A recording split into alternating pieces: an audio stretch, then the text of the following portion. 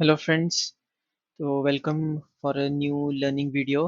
तो आज मैंने इस स्टॉक में गुजरात अंबुजा एक्सपोर्ट में एग्जिट किया है। स्विंग ट्रेडिंग स्टॉक था, मैंने इसको कुछ टाइम पहले लिया था। काफ़ी टाइम लगा मुझे इसमें प्रॉफिट बुक करने का, बट आपको अगर विद इन अ ईयर 50+% का गेन मिल रहा है तो उससे अच्छी कोई बात हो ही नहीं सकती।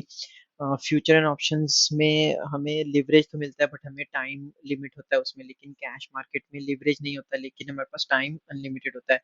तो स्टॉक्स में भी बहुत अच्छी अपॉर्चुनिटीज मिलती हैं, और इसमें हम सबसे अच्छा बात ये होता है कि हम स्विंग ट्रेडिंग में टेंशन फ्री होके हम ट्रेड लेके एग्जिट या प्रॉफिट गेन या लॉस जो भी है वो बुक कर सकते हैं, लेकिन इसमें टेंशन कम होता है। तो चलिए एनालिसिस देखते हैं। तो यहाँ पे मैंने वीकली टाइम फ्रेम का चार्ट जो है वो ओपन किया हुआ है। अभी हम देखें, जो इसने 2021 में एक बहुत अच्छा कंसोलिडेशन कर रहा था, और उसके बाद एक काफ़ी अच्छा मूव भी हमें देखने को मिला। अभी जो ये कंसोलिडेशन हुआ था इस 2021 में, तो जब मैं इस स्टॉक को वॉच लिस्ट में मैंने रखा हुआ था, तो मैं क्या देख रहा था कि सेम टाइप ऑफ पैटर्न अभी फिर से बन रहा है। जैसे यहाँ पे बना था वैसे यहाँ पे भी बनना शुरू हो रहा था यहाँ पे। तो ऑलमोस्ट ये सेम पैटर्न ही बन रहा था, और लेकिन मेरी जो एंट्री है वो इस ट्रेंड लाइन ब्रेकआउट से पहले ही हो गई थी। वो क्यों हो गई थी उसका भी मैं देखता हूँ, आपको डेली टाइम फ्रेम में जाके दिखाता हूँ। तो मेरी जो एंट्री हुई थी वो एक्चुअली मेरी जो एंट्री थी एग्जैक्ट वो थी यहाँ पे।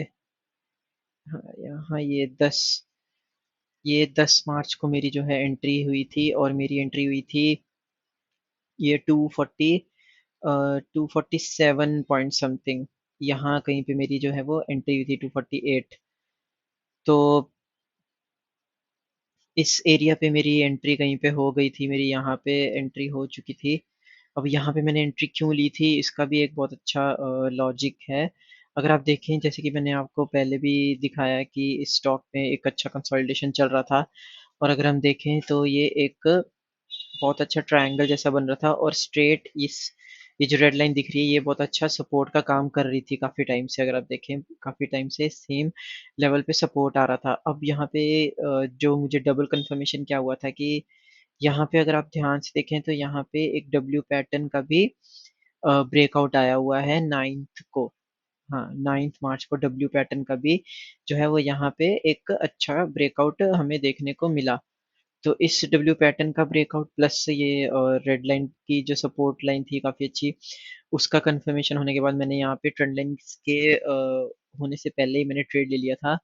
तो उसके बाद क्या हुआ, चलिए वो देखते हैं हम कैसा परफॉर्म किया इसने। तो यहाँ पे ये कंसोलिडेशन जारी ही रहा, फिर इसमें मूव आना शुरू हो गया था इसमें एक्चुअली। और मेरा स्टॉप लॉस मैं आपको बता देता हूँ। मेरा स्टॉप लॉस मैंने रखा हुआ था जो डब्ल्यू लाइन थी उसके नीचे ही कहीं पे मैंने अपना स्टॉप लॉस रखा हुआ था। तो ये स्टॉप लॉस तो नहीं हुआ। तो यहाँ से ये इसने मूव दिखाना तो शुरू कर दिया, काफ़ी अच्छा मूव हम आ भी गया था, और इसमें अच्छा खासा गेन भी हो रहा था। लेकिन जो मेरा टारगेट था वो पर्सनली वो ये था कि मैं इसके हाई तक का मेरा टारगेट था। तो उस हिसाब से मेरा रिस्क रिवॉर्ड यहाँ पे बहुत अच्छा बन रहा था, इसलिए मैंने इसमें ट्रेड भी लिया। तो अगर हम 47 पे हम डालते हैं, और यहाँ पे मेरा स्टॉप लॉस कहीं पे था, और अगर मैं इसका हाई लगाऊं तो आज जैसे 380 पे भी ही मैंने एग्जिट किया। तो ऑलमोस्ट ये तो 1:2 काफ़ी अच्छा ये रिस्क रिवॉर्ड था। ये देखिए 53% का मेरा इसमें गेन है, जैसे कि मैंने आपको बताया। मैं इसका स्क्रीनशॉट भी लगाऊंगा। और मेरा ऑलमोस्ट सिर्फ 8% का ही रिस्क था, और मेरा 53% का गेन, यानी 1:6 का रिस्क रिवॉर्ड था। बहुत ही अच्छा रिस्क रिवॉर्ड था, तो इस स्टॉक को मैं मिस बिल्कुल भी नहीं करना चाहता था। फिर चलिए देखते हैं आगे क्या होता है, इस स्टॉक में क्या हुआ। और इस स्टॉक में काफ़ी अच्छी तेज़ी हमें देखने को मिली, और फिर ये गैप डाउन शुरू, फिर यहाँ से फिर से एक कंसोलिडेशन यहाँ पे शुरू हो गया था। अगर आप देखें, अब जब आपको ये एक और लाइन दिख रही होगी यहाँ पे ये 257, यहाँ पे फिर से इसने एक अच्छा कंसोलिडेशन करना शुरू कर दिया था। तो यहाँ पे मैंने सोचा था कि मैं इसमें फिर से पोजीशन अपनी इंक्रीज करता हूँ, लेकिन मैंने यहाँ पे पोजीशन इंक्रीज नहीं की क्योंकि मुझे उस टाइम पे कोई और स्टॉक में अच्छा दिख रहा था, तो मैंने उसमें इन्वेस्ट कर दिया था। तो यहाँ पे मैंने पोजीशन तो इंक्रीज नहीं की, और मैं इसको लेके बैठा हुआ था। अभी मार्च से हम आ चुके हैं अगस्त 2023 में, लेकिन ये एक ही लेवल पे देखो कैसे कंसोलिडेट कर रहा है। मतलब उस टाइम से अभी तक, तो इस यहाँ पे हमारी साइकोलॉजिकल इफेक्ट कितना होता है कि हमें कुछ रिजल्ट ही नहीं मिल रहा है। हमारा स्टॉक हमने मार्च में लिया था, ये मार्च अप्रैल मई जून जुलाई अगस्त, ऑलमोस्ट 5 महीने हो गए, लेकिन हमें रिजल्ट नहीं आ रहा।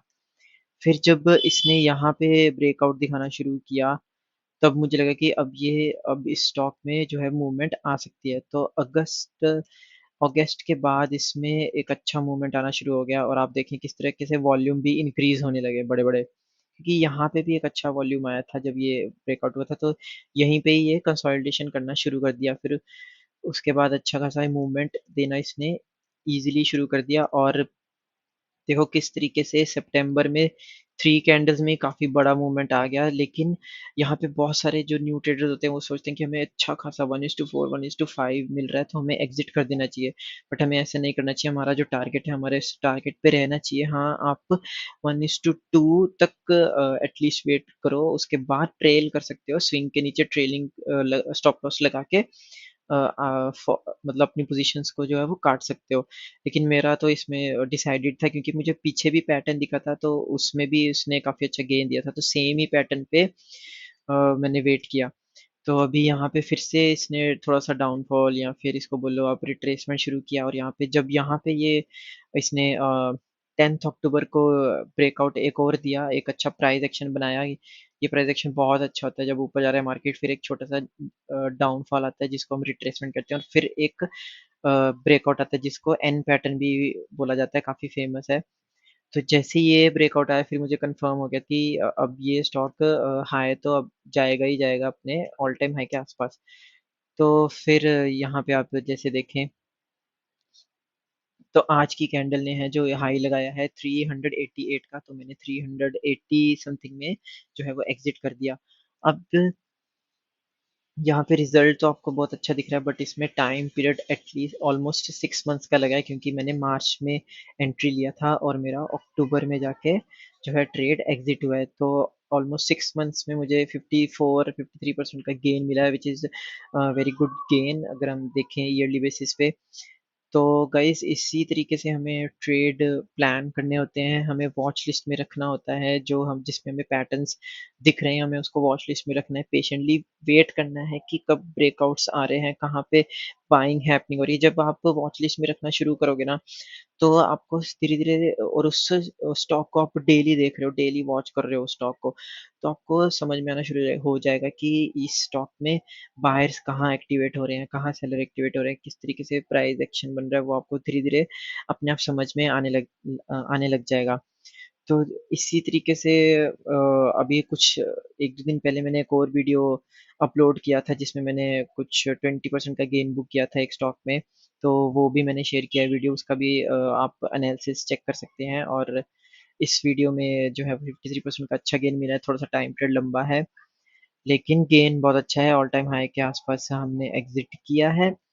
और यही एक सिंपल सा एनालिसिस था, कुछ ज़्यादा हाई फंडा कुछ नहीं था, कुछ नहीं होता है हाई फंडा, सिर्फ़ आपकी मेंटालिटी ही सबसे इम्पोर्टेंट होती है। आपकी अगर आपकी मेंटालिटी बहुत अच्छी है, या फिर आपका पेशेंस बहुत अच्छा है, और आप ये नहीं सोच रहे हो कि मुझे जल्दी-जल्दी एग्ज़िट करना है और जल्दी-जल्दी प्रॉफ़िट लेना है, तो आपको स्टॉक मार्केट में बहुत लंबे टाइम तक आप स्टे कर सकते हो, चाहे वो फ्यूचर ऑप्शन हो। आपको पेशेंस लेवल होना चाहिए, और आपके साइकोलॉजिकल इफ़ेक्ट नहीं आना चाहिए, बिल्कुल भी इमोशंस नहीं आने चाहिए। एक लॉस अगर आपका डिफाइंड है, क्योंकि जैसे मेरा यहाँ पे मैंने डिफाइन किया हुआ था, मेरा इस स्टॉप लॉस मेरा इतना था, और क्वांटिटी भी मैंने उसी बेसिस पे रखी थी। तो हमें हमारा एंट्री करने से पहले हमें ये पता होना चाहिए कि हमें लॉस कितना हो रहा है, प्रॉफिट तो मार्केट के हाथ में है, लेकिन लॉस जो है वो हमारे हाथ में है। लॉस कंट्रोल करना हमारे ही अ, उस रेंज में आता है। तो अगर लॉस को आप कंट्रोल करना सीख जाओगे, तो प्रॉफिट अपने आप बनेगा। तो इसीलिए इस तरीके से हमें ट्रेड्स प्लान करने चाहिए, और इस तरीके से हम स्विंग ट्रेडिंग कर सकते हैं। तो और लर्निंग वीडियोस के लिए please subscribe, like and share my channel. तो guys take care, I hope आपको कुछ न्यू लर्निंग मिला होगा, कैसे हम साइकोलॉजिकल लेवल पे भी हम काम कर सकते हैं, कैसे हमें वेट करना है, कैसे हम ट्रेंड आइडेंटिफाई कर सकते हैं, हमें वॉच लिस्ट बना के रखनी चाहिए और पेशेंटली वेट करने चाहिए है उस स्टॉक में एंट्री लेने का जब वो ब्रेकआउट के आसपास आ जाए। तो गाइस चलिए मिलते हैं और कुछ नए वीडियो में जब कोई और स्टॉक में कुछ एंट्री एग्जिट होगी मेरी तो आपके साथ मैं एनालिसिस ज़रूर शेयर करूँगा। Till then take care, bye bye, thank you.